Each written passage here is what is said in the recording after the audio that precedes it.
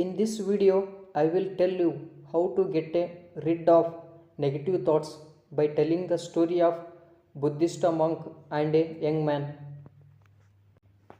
There is not a single person in the world who doesn't have a headache, just as there is not a single person in the world who does not think even a small negative thought.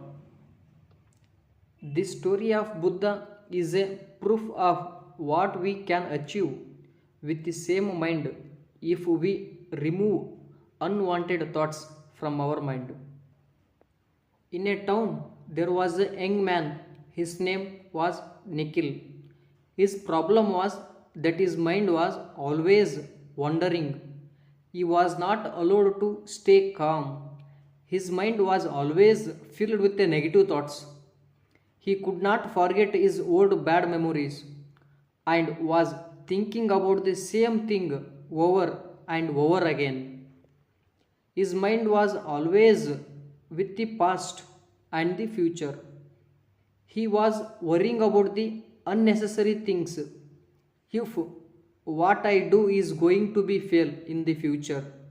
So when Nikhil was worrying, his friend told him to go to a Buddhist monk and tell him your problem. He will give you a permanent solution to your problem as much as possible. Then he was visits a Buddhist monk and tells the Guru all his problems. Guru listens to Nikhil very carefully and Guru asks, "What do you want to know from me?" Hearing this, Nikhil says, Guru, I wanted to quit my mind and empty my mind. How to empty the mind and how to quit it? Also, how to concentrate the mind in a one place? Not able to complete the task. My mind is very restless. I want to remove unwanted thoughts from mind. Guru tells me how to make sure that not a single thought comes into my mind. Then Guru answers that all the problems have one or other solution. First, understand the problem properly and know it, and then we have to slowly find a solution to that problem. Only then all our problems will be solved. Guru gave him a pot. They say to fill it with stones. Then young man fills the pot with a small stones and bring into the Guru. Then Guru says, "No, that is a pot is your mind, and no, that the stone in the pot are you thought again?" Guru says, "Bring more stones in the pot and put more stones in the pot." Guru says, "Stop for a while, and that is carefully. No stones are going inside this, instead of all the stones fall outside." Guru, I understand what you said. I know what you want to tell me. Shouldn't we empty our minds of thoughts? Hearing this, Guru smiles and says, First listen to what I am saying completely. Our mind is opposite of a pot because a pot can be filled with the stones, but our mind cannot be filled with our thoughts. No matter how many thoughts we fill, it keeps empty. An egg with an empty mind. Hearing this, the young man says, Guru, I certainly do not understand what you are saying. The mind is empty. Why do we try to make it empty? So, what is the need to empty the mind? I have come to you know how to empty the mind, but you are saying that the mind is always empty. I am not able to understand what you are saying. Tell me in detail, Guru. How is our mind? I think it will work. The Guru says to the youth, stones should be taken out of the pot one by one. Nikhil immediately removed the stones from the pot one by one and emptied the pot. The Guru, who was seeing that, said to Nikhil, look, when you took out the stones one by one, the pot was empty. Now you can put any other stones in this pot or you can fill it completely. The young man tells that teacher, this is a pot and these are stones in which stones can easily be put in the and taken out. But how can I make up my mind? Guru, it is not easy as you say it should be. If it is were that easy, I would not need to come to you. The Guru smiles and replies, somewhat calmly, pay attention and listen to me. Put one stone in this empty pot and remove two stones. Asked the young man in surprise, Guru, when there is a one stone in the pot, only one stone can be removed, but two stones cannot be removed. Then Guru says to the young man, that is not possible, but you put one stone and remove the stone with the two legs. Similarly, put four stones and remove the 8 stones. Even the Guru says that if two stones are laid, four stones cannot be come. Then Guru humbly replies, as I told you before, our thoughts are agency fold. If you put one stone in the pot, two stones will not be come out. Similarly, if you put four stones, 8 stones will not come out. That is, our mind has such amazing power that if we think one thought, another thought will arise immediately along with it. And if we think 4 thoughts, 8 or 10 thoughts will be arises along with it. This is the nature of our mind. Thus, thought keep joining one after other. One person can have 10 thoughts with one thought. Another person can have more thoughts with another thoughts. It is decided on the basis of that person's nature, personality, character. According to the psychologist, on an average, a person has 4 to 70 thoughts per minute, which means about 2400 thoughts per hour. The mind is very amazing. Guru says that pot can be filled with the stones, but your mind is never filled. It is pot which is always empty, and yet it is never empty. For example, we think that getting a small job first is enough. After getting it, the mind becomes empty again, and then I feel that I need to read another work. After that, another thought comes, and another thought comes.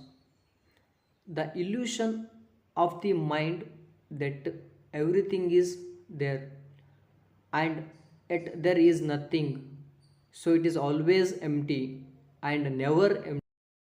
Then the young man again asks the Guru, I understand what you are saying, but I am trapped in my web of thought. There is no way out of this illusion of mind.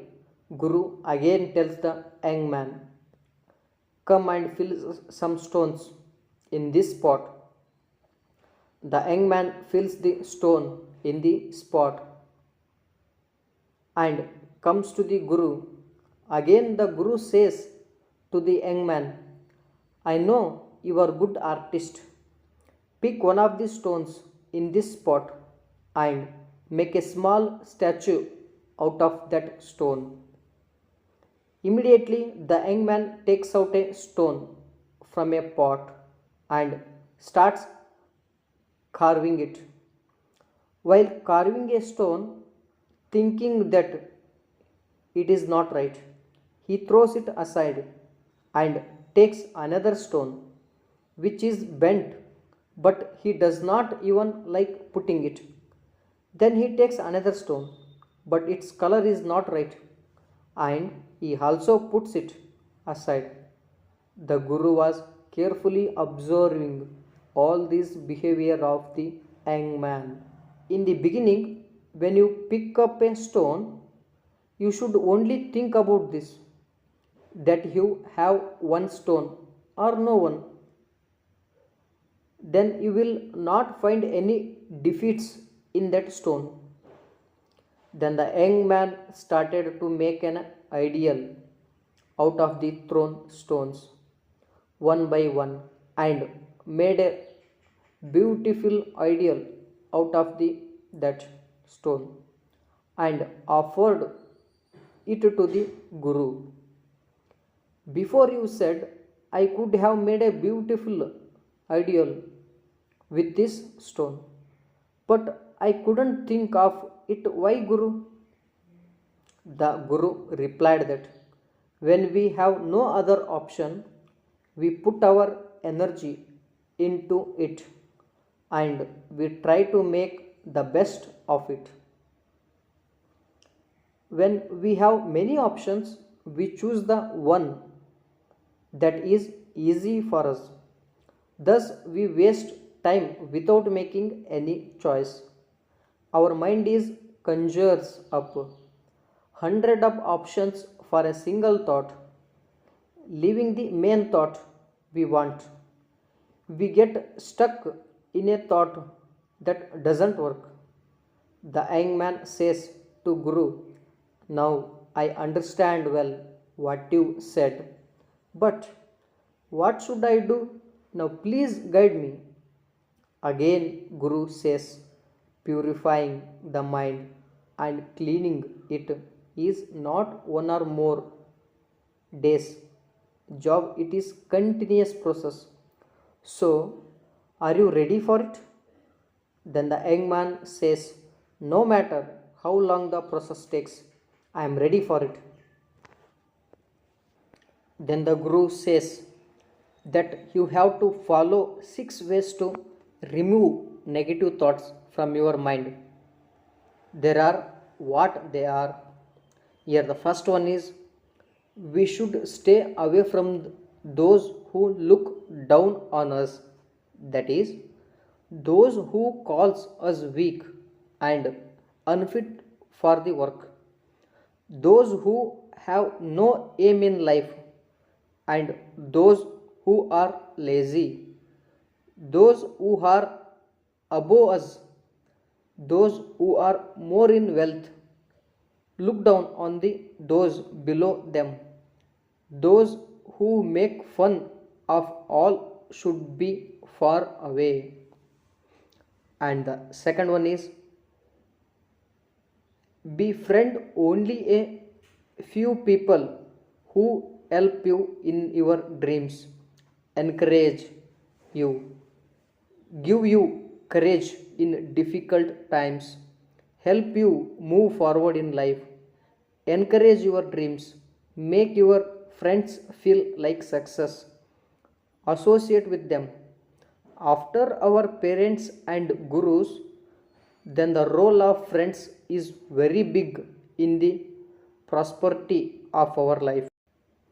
There is a wonderful saying, you are the reflection of the 5 people you spend the most time with, which means if your 5 most favorite friends are honest, you are also be the honest. And if those 5 friends are good people who enjoying the success of others, then you will learn good qualities from them.